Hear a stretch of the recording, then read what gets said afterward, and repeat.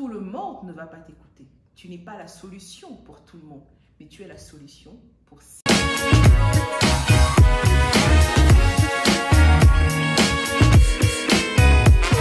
Bonjour, bienvenue à ce nouvel épisode de Being a Young Lady. Aujourd'hui, on va parler du syndrome de l'imposteur. Ah, ce fameux syndrome de l'imposteur.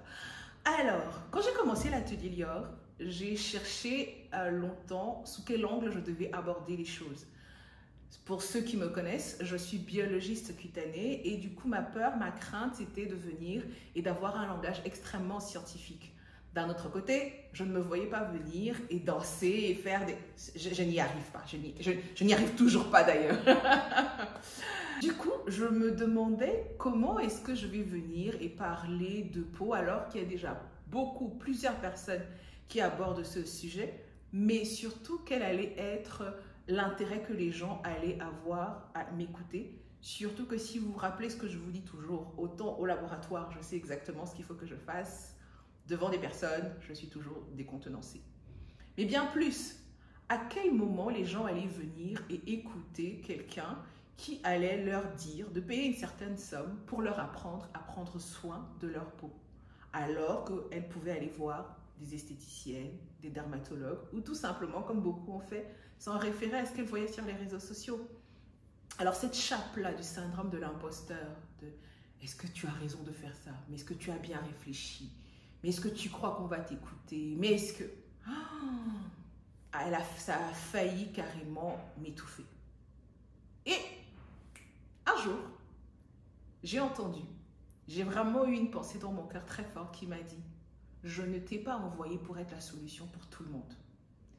Tu n'as pas à avoir ce syndrome de l'imposteur. Tu n'es pas un imposteur. Parce que tout simplement, tu as ta place. Tout le monde ne va pas t'écouter. Tu n'es pas la solution pour tout le monde, mais tu es la solution pour certaines personnes. Ton travail à toi, c'est de faire en sorte que les personnes vers lesquelles je t'ai envoyé puissent te reconnaître.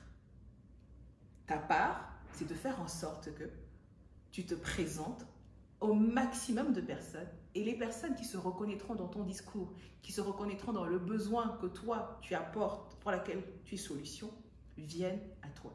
Vous ne pouvez pas savoir comment ça a été libérateur pour moi, mais réellement. Et c'est là où j'ai compris et j'ai développé cette pensée du fait qu'il n'y a pas de personne qui soit imposteur.